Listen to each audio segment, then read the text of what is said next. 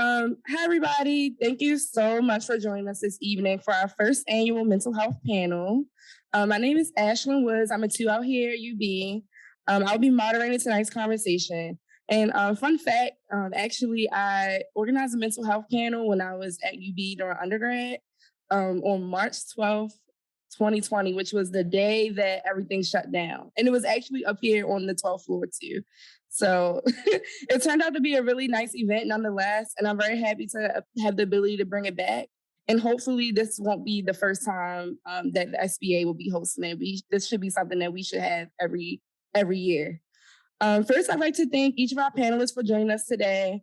Thank you to Dawson, Balsa, and big shout out to my team on the Wellness Committee right over there, Davita and Sam. I really appreciate you guys. And next, I'd like to introduce our panelists. First, she's over there. We have Beth Hill, who is a docket attorney with the IRS Office of Chief Counsel, but she's not here to talk about tax. She graduated summa cum laude from University of Baltimore School of Law in 2017 with a concentration in business law, following a career in banking. Beth has been a member of Maryland State Bar Association's Lawyers Assistance Program Committee since 2017 and a client of MSBA's LAP since 2013. She enjoys long walks in the park with her dogs, nihilistic humor with her family, and regulating financial institutions for the greater good. Next up, and somehow we're all sitting in order. I love this. Next up, we have Marcy Lebalarte. She's a 1 out here at UB. She's an incoming president for UB's Disabled Law Students Association. Prior to law school, Marcy worked at the American College of Obstetricians and Gynecologists with the Strategies for Health Equity, Patient Safety, and Quality Improvement and Strategic Healthcare Initiative departments. She earned her BA in sociology from Franklin and Marshall College in 2017, where she led and participated in several student organizations focused on civil rights, gender equity, anti-sexual violence advocacy, and mental health. Asia Barnes is next up.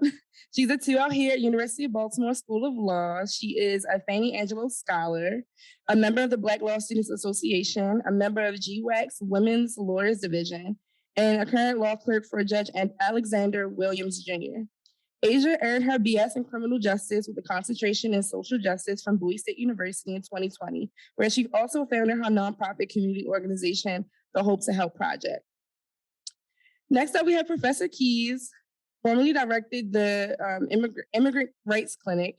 Her teaching, scholarship, and practice all focus on improving access to justice for immigrants in the immigration system and other intersecting areas of the law. From criminal to family law, Professor Keys' clinical work emerges from her years of practice at 2 organizations where the work with organization crossed the spectrum of legal needs and lawyering strategies. And also, you were nominated by our committee members because you are fond of mental health. So that's why we have you here. And last but certainly not least, Tony Delaney is a licensed clinical professional counselor in the state of Maryland with experience working with individuals throughout their lifespan. His specific area of interest is in personal growth and healing after trauma. In his current role at the University of Baltimore, Tony works as the clinical case manager in the Office of Student Support. Working collaboratively with the University of Baltimore community, Tony connects students with the Student Assistance Program, university support offices, and any additional resources within the broader community that may benefit the holistic well-being of individuals experiencing crisis. And without further ado, I've had enough of me speaking. Beth will come up and share a wonderful presentation with us, and then we'll move into a Q&A session, and then we'll have an open Q&A. Feel free throughout that time to go into the back, grab refreshments, however you feel fit, all the things. But we do plan to have like a mini reception afterwards. So, but yeah. Welcome, Beth Hill. Thank you.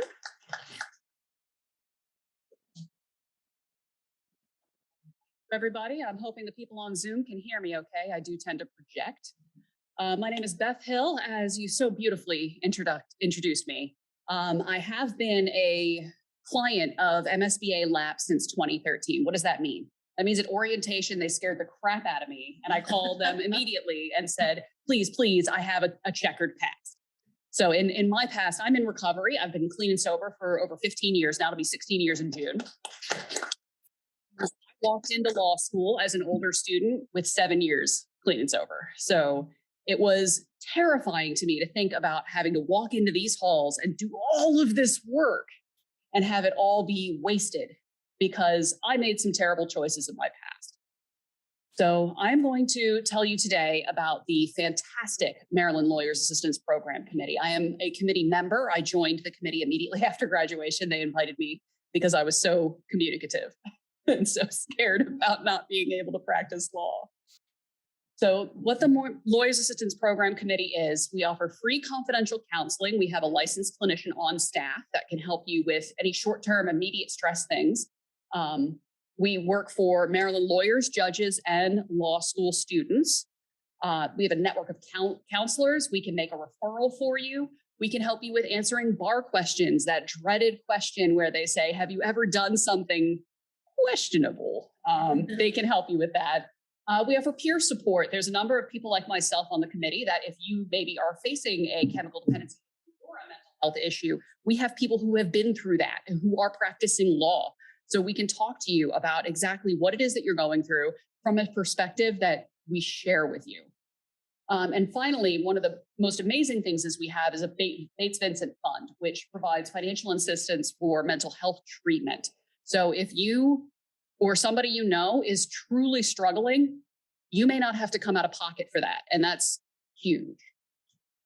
So we can help with a broad range of issues. As you can see from the list on here, I'm not going to read the PowerPoint at you, but whether it's compulsive spending, gambling, or even just work-life balance, which is so key right now. The pandemic has taught us over the last 2 years that, oh my goodness, we had no balance in our lives. And wow, it sure would be nice to be able to keep it. I, for one, have been blessed to be able to work from home for the last 2 years.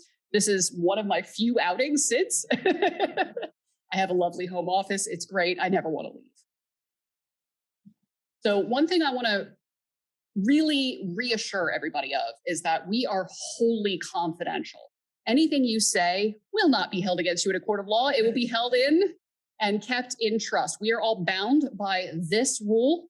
We do not require disclosure of information otherwise protected by Rule 1.6 while participating in the LAP program. So even if you're coming to talk about a serious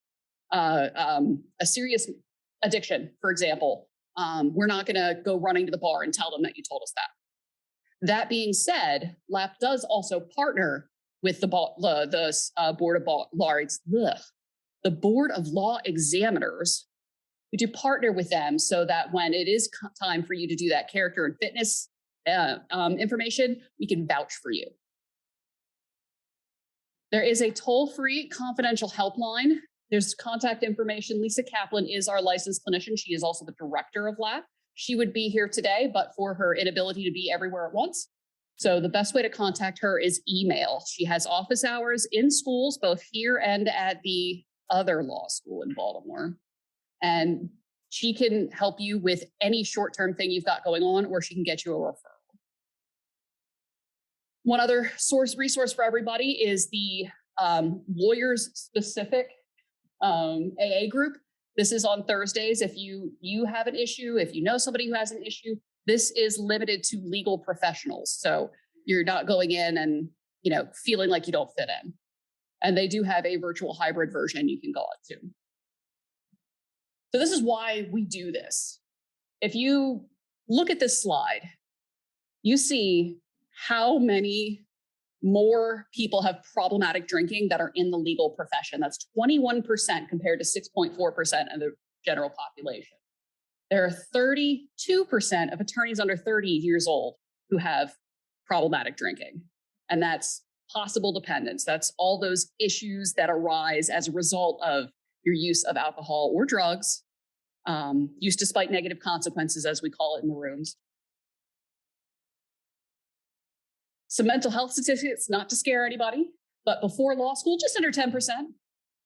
First year law school, 32% report some kind of mental health issue. By third year, it's 40%. I don't think I need to tell this room how hard law school is. And I don't think I need to tell anybody how it would be helpful if there were resources. There was a 2016 study that was done. 28% suffer from depression. 19% suffer from anxiety. And younger attorneys in that first 10 years of practice, that feeling like you always have to be on and you have to be better than everybody else, we all have it.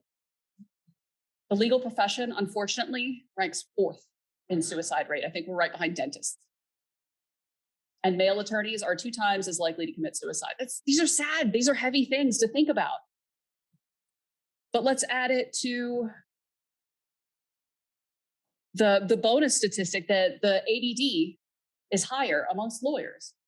Substance abuse is higher in the ADD population. It all builds on itself.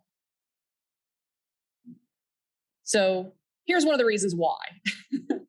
I don't know about you, but I would definitely classify myself as a type A personality. I wanted to be the top in my class. I wanted to be the best. I felt overwhelmed all the time, but I was not very happy when my transcript showed anything but an A. We are ambitious overachievers. We are so self-critical. Sometimes the thing that makes us the best lawyers, that perfectionism, is also the thing that drives us insane. We're competitive. We're easily aroused to anger. I, for one, am certainly easily aroused to anger. My poor children who suffered through the whole time here at school. Strive to achieve, but you don't feel any joy from the achievement. All right, well, I got that A. I graduated summa cum laude. I was top 2%, number 5 in my class. Do I get to just put down the burden of doing so well? No. Now I go to the next challenge, because I feel the need to do more. I'm not uncommon. A sense of urgency. Have to get it done, have to get it done, have to get it done. There's always more, there's always more. We have a lot of signs of chronic stress in our lives. Anger, isolation, difficulty concentrating. I know over the pandemic, it certainly hit me.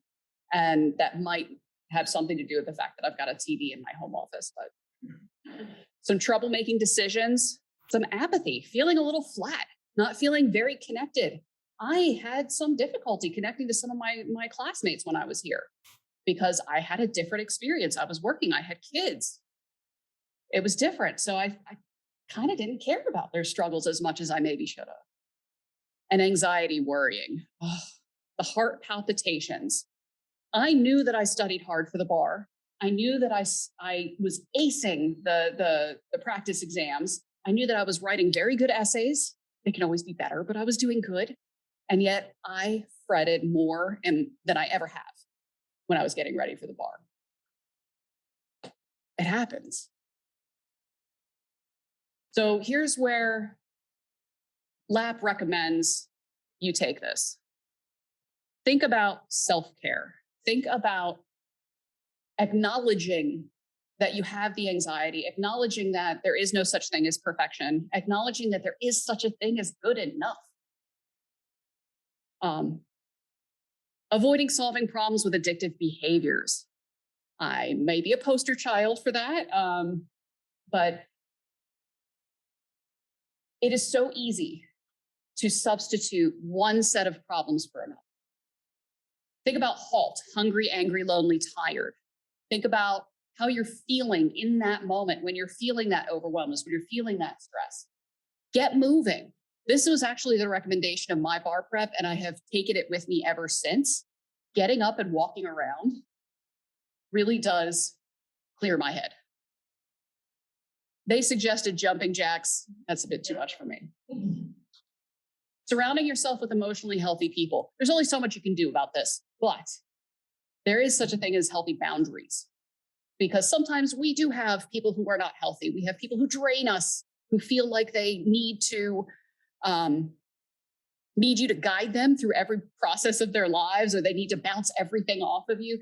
And I'm sure you guys have already had the people in your lives who have come up and said, hey, I have this legal problem. Can you tell me about it? You're in law school.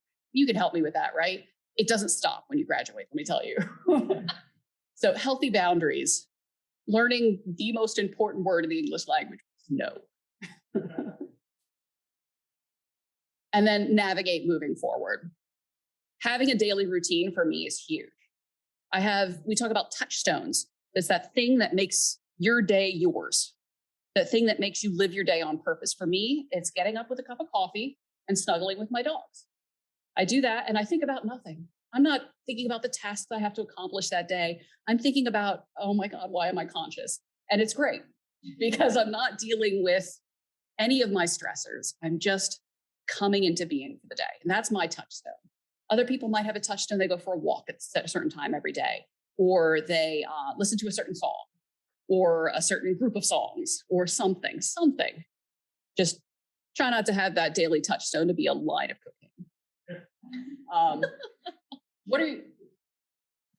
How do you speak to yourself? This one's huge, and it's huge for, I think, everybody. It doesn't matter if you're a lawyer or my 14-year-old stepdaughter. How do you speak to yourself? Do you say, I'm dumb when you mess something up? Do you say, what an idiot I am? Or how could I have been so stupid? You're human. Don't speak to yourself in a way that you wouldn't speak to somebody else. Remember, you're just as worthy of the love and affection and support and understanding as they are. And then, like I just said, the most important word, no. This is Lisa's 24-hour rule, but I'll share it with you. When she gets an email that asks her to do something, she sits on it for 24 hours. She does not say yes right away. That's a natural inclination. I am definitely a people pleaser. I want everybody to love me and love me forever and come hug me and buy me presents. But that's not going to happen. And all I'm going to do is stress myself out further and then have less to give to the things that I need to give them to. So I sit on projects. I do, even at work. I'll get a question in, I'll look at it. I'll say, what fresh heck is this? And then flag it to look at tomorrow because obviously I'm not reacting appropriately and I don't know the answer yet. But when I look at it tomorrow, well, I can answer this right away. I know exactly what the issue is. By giving myself that space and by being kind to myself about needing that space, I'm turning in good quality work. My managers love me. They buy me presents. No, they don't. Actually, laws about that with the IRS. So no, nobody buys me presents. So there's 3 questions you can ask yourself each morning outside of your 30-minute, why am I conscious time if you're me? What do I need to focus on? What do I have that is top priority today? Anything that's not on that list,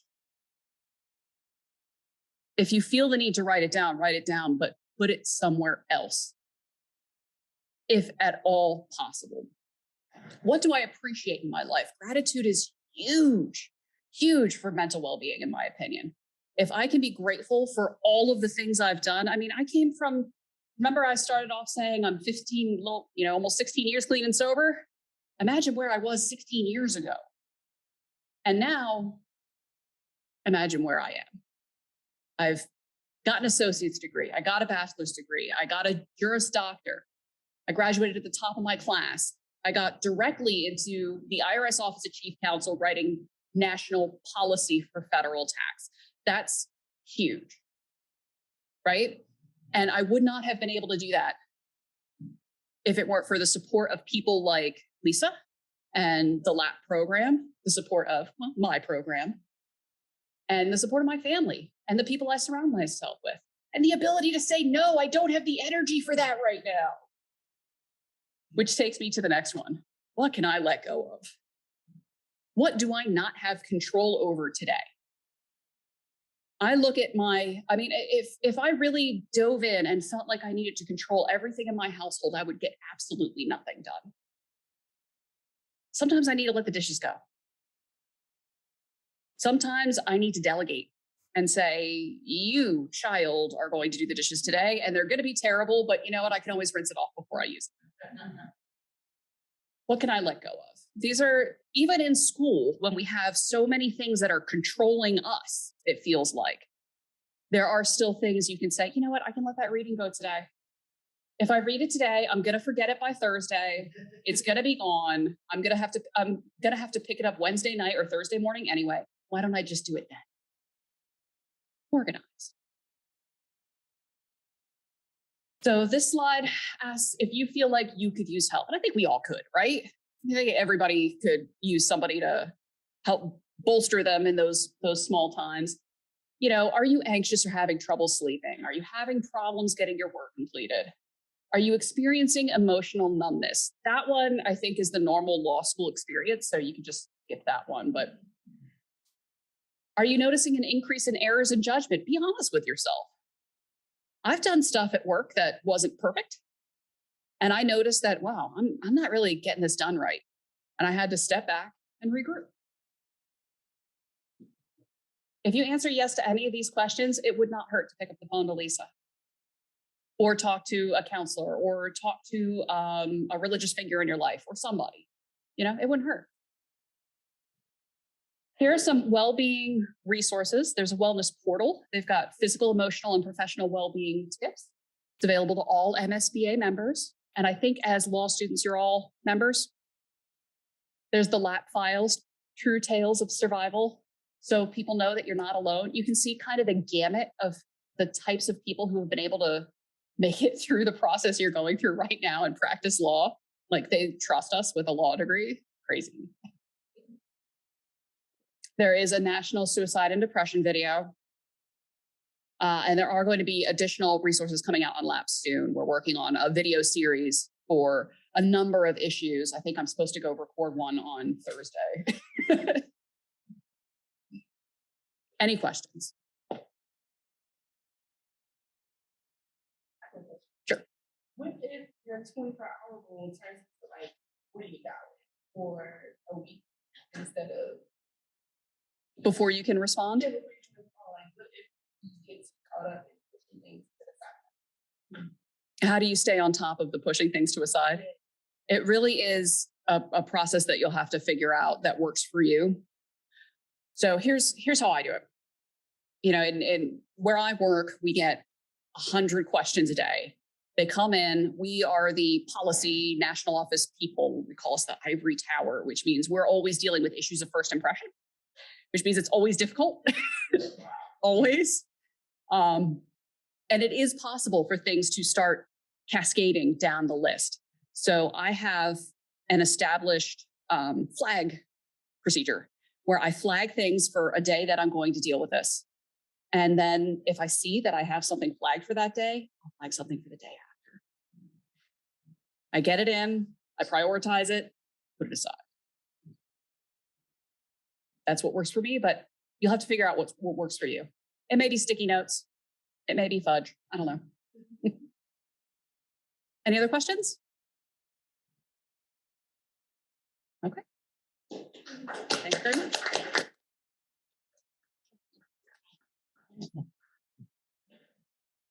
I wish I could move this mic all the way over there, but it's okay. All right, so now we're going into the moderated Q&A session. I have a few questions for the panelists.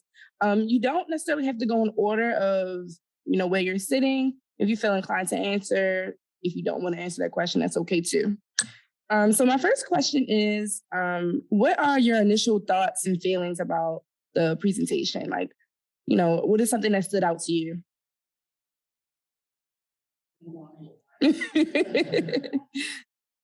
All right, if that's okay. I thought it was phenomenal and hope people can just watch it on repeat because there's a lot of richness to it. And just a couple things I thought I would maybe add. Something I've noticed, been here about 10 years, is that people whose coping mechanisms have worked pretty well all the way up until law school, it's that whole cluster of sort of intense things that Beth was talking about that all of a sudden your coping mechanisms aren't working as well. And so law school feels like this real crucible moment where some of it comes to the light. So if that's your experience, you are so not alone.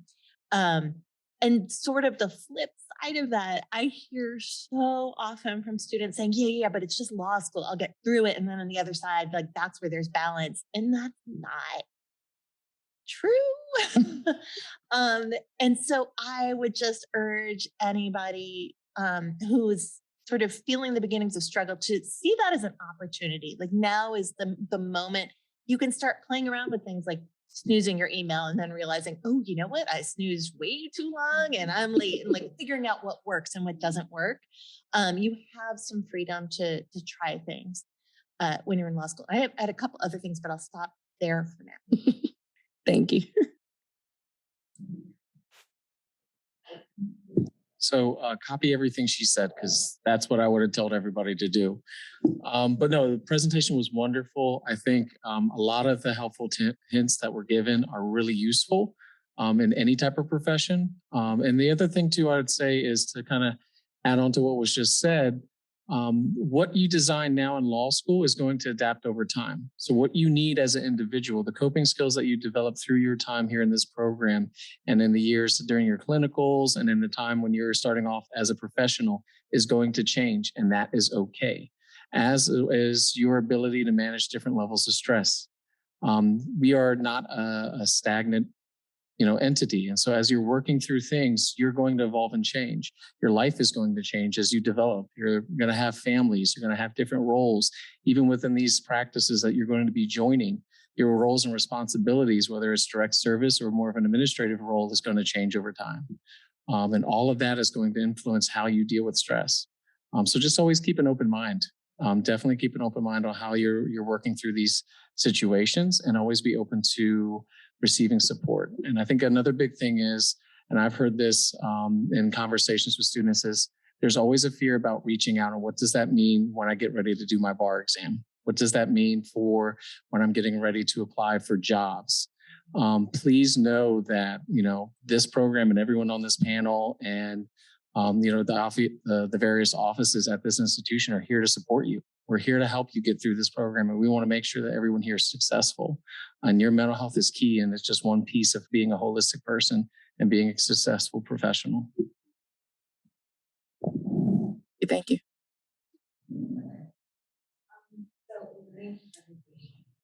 I was definitely taken aback by how inclusive the services were. I heard you had mentioned earlier something about like support for rehab services, whether it's just burnout or even like the AA meetings. I just love that the program is something that is wide reaching for different people who are in need. I would also I mimic your comments. Operating from an empty place really does not get us anywhere. We think that we're just going to keep pushing through. We're just going to keep pushing and make it to that finish line. And everything's going to be great afterwards. But what is your quality of life? What is your quality of work? What are all these things going to be like if you don't have anything to give to it?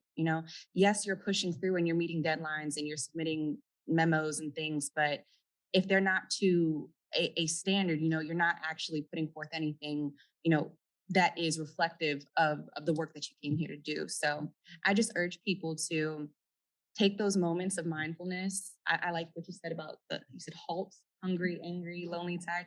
Take those moments, really reflect that self-awareness. Where am I right now? What can I really give to what I need to do? And, take those breaks as needed so that you can, keep striving and put out work and things that reflect, that standard of excellence that you really do want to achieve. If I just want to thank you as well. My favorite part were the statistics. I'm a big stats fan. And although not particularly of the statistics themselves in this case, I really was disturbed by the fact that the legal profession is the fourth highest suicide rate. And I think that fact in comparison to the way that the school and the legal profession discusses mental health is completely out of whack, and that doesn't make sense to me. I think that among students, and I think this is a systemic problem, there's a very scared feeling that if we talk about our mental health, we're going to be blocked from what we came here to do, our dreams, our goals, our ambitions. And so people aren't even going to get diagnosed, so they're not even going to get treated because they're more scared of the retaliation of the diagnosis than anything else. And I would just say my biggest concern, I hope the administration really heeds these statistics and understands that investing in mental health and the well-being of students is actually going to make us better lawyers, not worse or whatever they think of us. I don't know. Thank you. So that's a good segue into my next question. And I really like this panel because I guess this particular question pertains to the workload of law students. And I think having a professor here who assigns work and alumni who is now in the field, it just gives an array of different perspectives. So I guess based on the workload as law students, do you think the legal profession expects us to maintain a healthy level of mental health when we practice? I'd like to. Oh, sorry. It's a really hard question, and it's actually gotten me thinking about it in a couple different ways. So I'm coming to it, but let me sort of backtrack and say people who know me for more than 5 minutes know that sort of the idea of balance is really important to me, and that what balance looks like changes a little bit over time, sort of like how stress and resilience can change over time as well. And so there, and I'm an immigration lawyer. That is stressful, right? And there are moments where my work is crazy demanding. And for me to do my job justice and my clients justice, I'm working really, really hard. Doing that all the time would not be balanced. But when the situation calls on it, I do that. And so I'm looking at sort of balance over time. And I think this question about the student workload, a little bit of that is about this just is hard. There's a way of learning the law that you get by just immersing yourself in it, which is really what the 1L curriculum is about. And it's a ton. And so your life is probably going to feel a little less balanced than your ideal, at various points. I do suspect there's, reading and other things that are assigned that aren't as fundamental to learning. And I will not get more specific than that, but not in my classes. And I would say if you are truly struggling with the workload and sort of not really seeing what you're getting from what you're being taught, that's actually a great opportunity to go talk to a professor and sort of clarify, like, what are the goals and what's going on? And this is a lot to juggle. Or if you have deadlines and compete with other professors, not everybody is as open to this. I know that, but you can at least try to bring it to the attention of professors to say, I can't look after myself with this and this happening in the same week. Is there any flexibility? And that models a skill that you would benefit from in the workplace as well, right? Like if you have work coming in from different partners and it's clashing, having that sort of confidence to go and say, is there flexibility about this or that deadline will serve you really well in the workplace as well. So trying to practice it while a law student, I think, helps. Did I dodge the answer or did I answer? No, I think that's a valid answer. I mean, the workload is more of like a reality of, or from your perspective, just a reality of what being a lawyer is going to be like in a lot of ways, like, ebbs and flows. Asia, would you like to chime in next?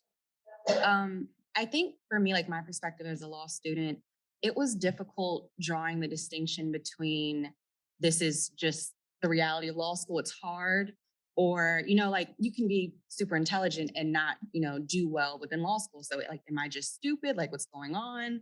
Or is something actually in my life impeding my ability to succeed right now? And that was the most difficult for me because I was cycling through the first two things when in reality, there was something in my life that was an issue. And it was difficult for me to succeed in the way that I really could because of something in my personal life. So I think that panels like this, I think that putting out information, especially like your presentation, just showing people the signs and things that, you are capable, you have been doing this, you did great in undergrad, you definitely have the skills and the tools, but you need a little more support right now. And I think once I was able to draw that distinction, like, okay, it's me, but it's not really me. There's something else here. I was able to get help and support, and I was able to succeed in the way that I wanted to within my schooling here. In terms of, does the legal profession expect us to maintain a healthy level of mental health? I think they do expect us to.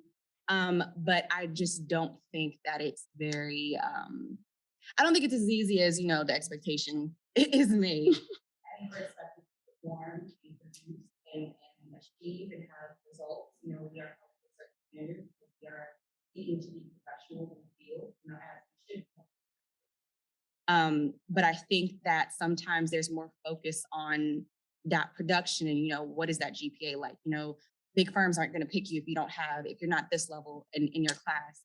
I think we kind of, as students at least, lose sight of mental health and well-being because we're so focused on meeting quotas and meeting certain standards that are just long held within the legal profession. So I'll jump in here. So I wish that the legal profession cared a whole lot more about mental health and work-life balance. My experience in the private sector and talking with my coworkers who are no longer in the private sector is that is not the case. It is about production. I will say though that your workload as students, I know it's always a lot of this is not what it's really going to be like, and this is all so much, it's so much in a short period of time, and I just cram it in and then I dump it out. That's exactly what it's like. If you're preparing a motions argument, if you're a motion for summary judgment, for example, you have crammed yourself full of one small body of law to then regurgitate that at the judge, and then you move on to something. So you are learning skills that you're going to use, trust me. I think your workload is huge, but I don't think it's insurmountable. And I think that now is absolutely the time to get those coping skills and those organizational skills down pat. Because when you do get out there to work, now I'm blessed, I work for the federal government, which means I have a tour of duty, which means I go to work at a certain time, I leave at a certain time, I don't get to work for free, I'm not allowed to. So if work-life balance is your thing, we're hiring, but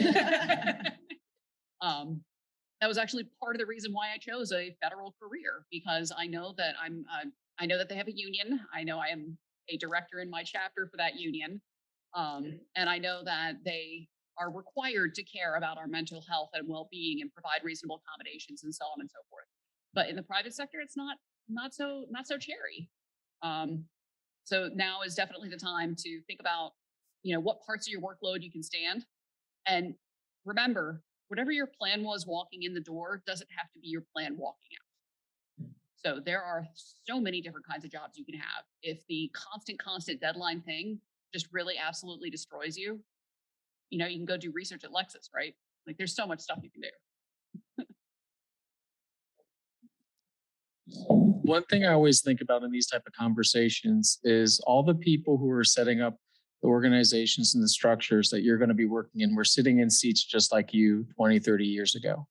And I bring that point up because you can advocate for change and you can be the people as you advance in your career, as you get those seats and you start being the person that everyone starts referring to and asking for a business card for. You can be the person to advocate and model change in your organizations.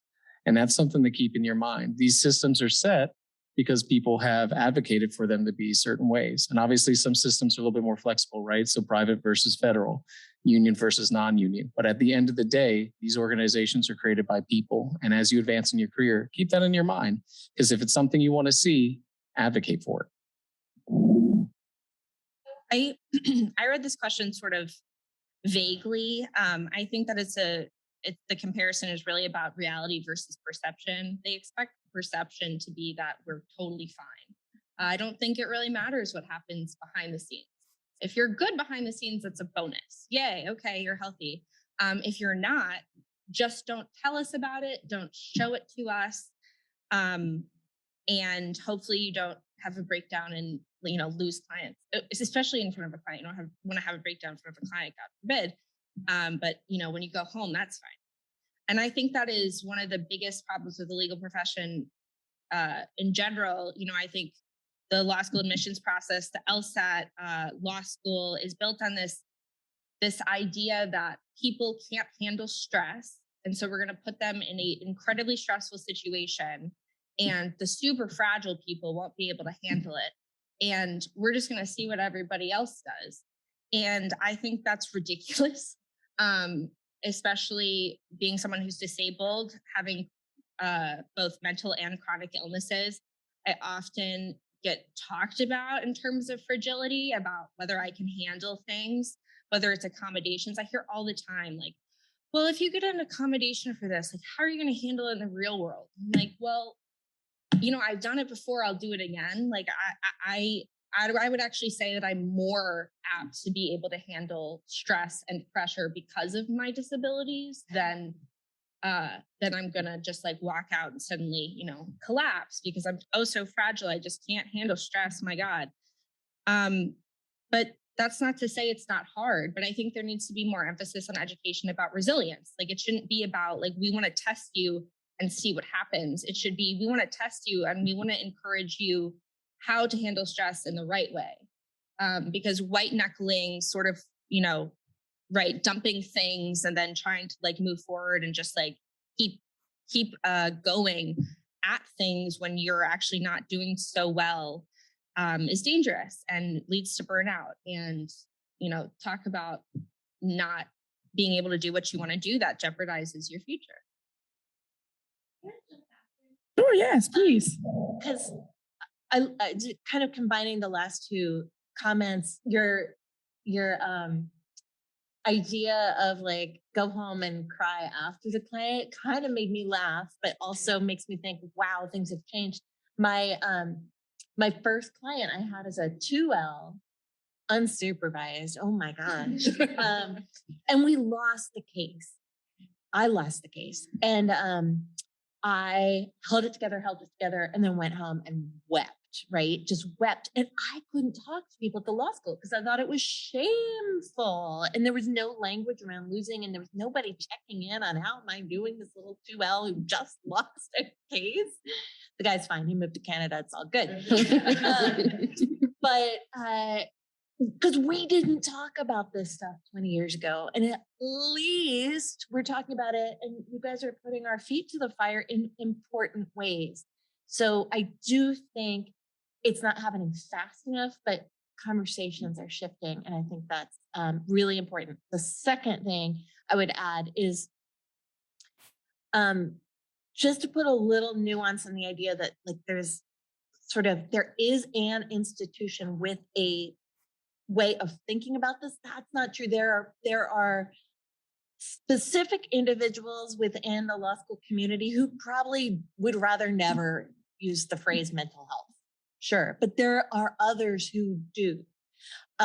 So find those people, because it's not sort of a monolithic institution. And I will put myself out there as one of the people who loves to talk about this. And I also love working with people on time management and all that kind of stuff. So whether you're in my class or not, just shout out. And I'm as available as I can be, although I do try that 24-hour rule sometimes. But one of my philosophies, last thing I'll say, is to say yes when it comes to UB students. I hit the pause button if it's not about UB, but I try to say yes to UB students. So reach out. Okay, great. So I had us doing moderated Q&A till 5:45, right? I'll do this last question. If anyone has any questions, you can open up the floor. So my last question is, how can you be and the legal profession as a whole better prioritize mental health? What are your thoughts? I have a very specific suggestion. For me, at least, this was more so like when things were virtual. In my experience, I did my first year here, my 1L year. It was virtual, and I was also experiencing intimate partner violence within my home. And it was very, very difficult going to class. Especially you're in your home in isolation. With me, I was with my abuser, and it was very difficult to just even have the energy to even just log into Zoom, But the hardest part about it, I think, was just the requirement to have the camera on. That was something that was extremely difficult for me. And even like you mentioned, like, not everyone is apt to talk about it and shame things like that. I didn't feel comfortable, especially in a virtual space, speaking to my professors, people that I hadn't even met in real life about things that I was experiencing in my personal life. So like I would get called on and called out in class, like, Asia, why don't you have your camera on? Why don't you have your camera on? And I just feel as though we experience enough on a day-to-day. We go through so much. I think your home is your inner sanctum. It's your place. I think that students can still be engaged and still do the work without having the camera on, but I think that piece kind of invades a part of a student's life that doesn't necessarily need to be shared. I would just opt for, stop, requiring cameras to be turned on for virtual classes, because ultimately, not everyone goes home to love. And that's something that I think the university should keep in mind. Well, I have a follow-up question. So now that we're not virtual, how does that translate, or how does your suggestion translate into overall policies that UB would probably require? Maybe attendance or something else that you have in mind? This is just my personal one. I just feel like these professors can take a step further. Not all, like I haven't but I think UB can work towards extending a little more grace to students. Like we said, there are expectations, and they are, 10, 20 years in the field, and they're, like, we did this, we came through it, you guys can do it too. That's kind of the mentality when so much is different now. Like we went through a pandemic that literally no one has ever experienced on a global level in that way before. And I just feel as though the university should probably stick less to, the university could benefit from not being so strict on policies that were designed and put in place when those situations, the pandemic and things like that, didn't even exist. I think the university should adapt with the times and, like I said, extend grace to students. I'll just add more puppy days. Okay. They're dogs, and that would just make my night. Okay. Sam. Write it down. Puppy days. Is something that within my chapter union, just expanded telework. But if it's legislative. Yay. I would say, Sam, write it down. Puppy days. Yeah, puppy days.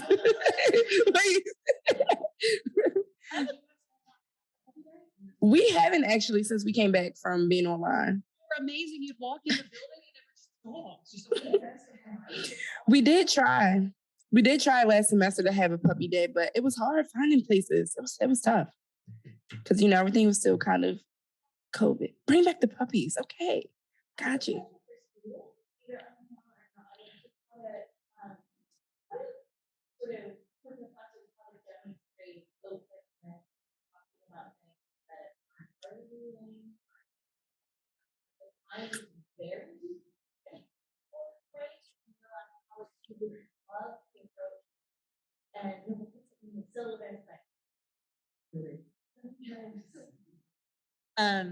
Are there ways that would feel sort of professional and appropriate for professors to reach out that students would welcome? Oh, lots of emails. Okay. Please start first. You can say your name. And one thing that the professor that this does is they have a lot of time where you can go into their office and talk about anything related to their class and also other legal questions. But it kind of just feels like a space and and I think that I personally in general or with class goes there because it feels kind of like a not quite class, but also not for casual, friendly. It's nice sometimes when I feel if professors kind of utilize that.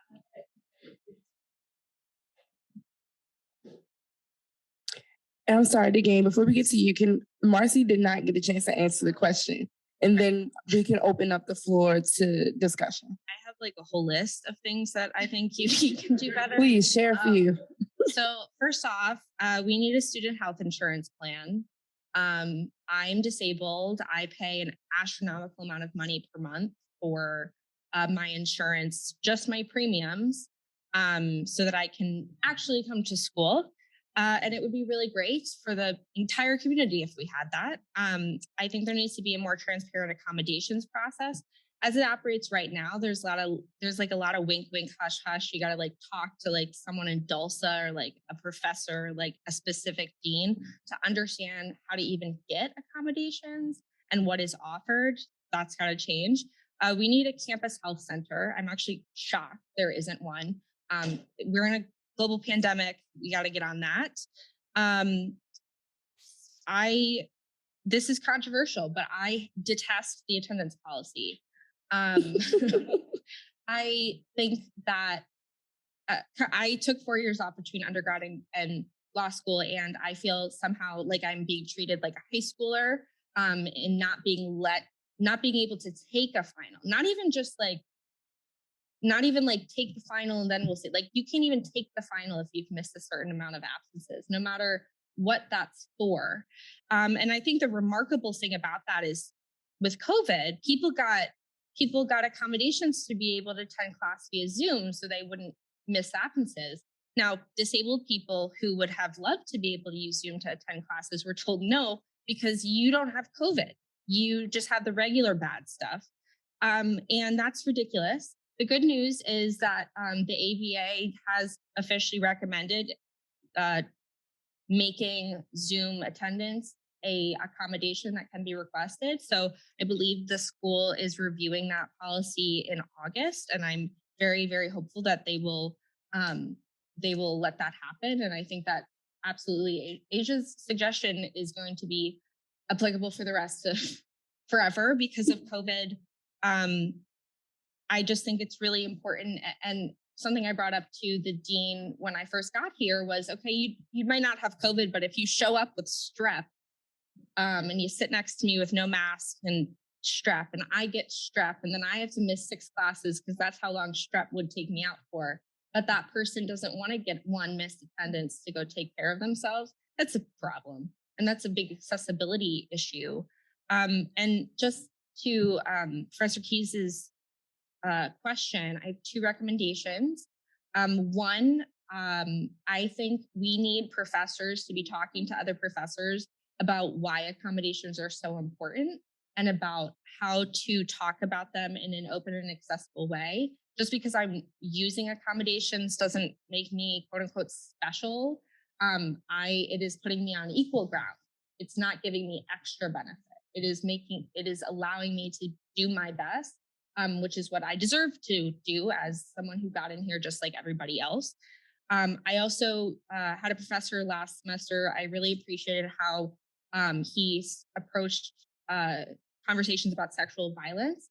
At the beginning of the class, he said that, we would be required to go over some sexual violence cases, and people could choose to partake in the discussion, or they could attend from Zoom, or they could not show up at all, and he would not mark us as absent.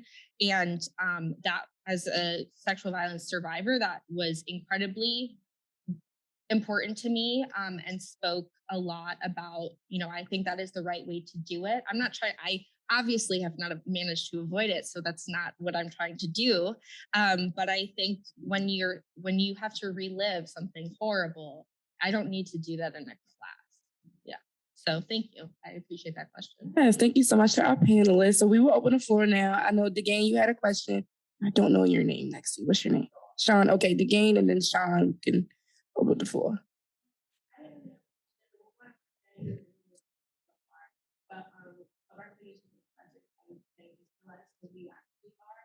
I have a lot of issues with professors that I feel like they saw me as difficult for them. And I do feel like I was treated like a child when I got here. Even though I'm only 22, but I felt like I was sweet, and I was also very scared to have conversations with them. Like they're lawyers and they know everything. And I do have professors. This is my very last professor that I feel like allowed me into their life, into what they do after school, and to who they actually are and actually care. And that made me a lot more comfortable in speaking with them, because I have to be like a student and not someone who Sean, you can go next. Similar to Steve said, if professors kind of show a little bit more to be a little more approachable. Again, I understand you come as a 1 hour, you're listening, class doing, and being cold called, there's kind of extra pressure for performing and to meet those expectations. I know that they kind of communicate as, the superior professor, but I think to kind of approach that problem, be more approachable, maybe first day of class, kind of be like, all right, it's side of everybody, hey, I understand that this would be a bit nerve-wracking situation, completely new school, especially for individuals that are first generation coming to law school and have no idea what to expect. To kind of say, hey, I'm here to help you, I understand this may be a difficult time, but they also still realize that we are adults, but if they need help, they can only help us. Does anyone else want to comment on the question of what professors can do better? Because I have a suggestion. Sam? I think it's really important as individuals because we put up this bars. We're so powerful, we're so strong, especially when you're in the legal profession, especially when you are a professor. You're there, you're on the front line, looking at you. I think it's really important, maybe the first week of class, share a story about how good it is. Let your students know that I've been in situations, maybe not the same as yours, but I've overcame a hurdle. And I just want you guys to know that there are hurdles that come to you during this semester. I'm not just your professor. In the words of Professor Anderson, I have to like yell at it because you're an attorney and counselor at all. So if we can't counsel each other, how are we going to be good? That's a really good point. And I think my point kind of goes on to this one is that when we were virtual, there was a lot of social justice issues that was going on in the world. For example, George Floyd was killed in broad daylight, and we saw that on camera. You know what I'm saying? We saw that on video in the news every day, and we still had to show up to class as well. And I think the fact that we never discussed it in class, we never talked about any controversial issues that may have been affecting people on a deeper level. I think during the trial for George Floyd was happening while we were in class. And I remember being virtual and watching the kids on one screen and being in class doing a lecture on one screen, because it's I can't turn off this side of my brain, So it's and the fact that none of my professors brought it up. We didn't discuss it. We didn't, have a moment of silence or anything like that. And I think that could have been beneficial. That could have been a learning experience. We could have watched that case for class, for example, not saying that I would have wanted to do that for class, but just simply acknowledging stuff that goes on in the world. Because even though we are, law students, we still have to go out into the world every day. A lot of people still work and have kids, and they have to tend to their kids who may be going to school, having to deal with the issues that are going on in the real world. So I think kind of bringing real world issues and kind of talking about current events and, not only cases that happened in 1935, that kind of gets old, and, we can kind of bring it into full circle by speaking about things that are happening right now today. I think that could be really helpful. And that's something I feel like I have personally experienced during my 1L year. But without further ado, does anyone have any lingering questions or comments before we eat? No. Sure, yes. Yes. Thank you for coming. Of course. Thank you, everyone, for coming. This was wonderful. Thank you to our panelists, please. Thank you. Thank you. And yes, if you would like to grab some food, feel free to grab whatever you need, whatever you like, and then come back here and we can eat and talk and chat more. All right.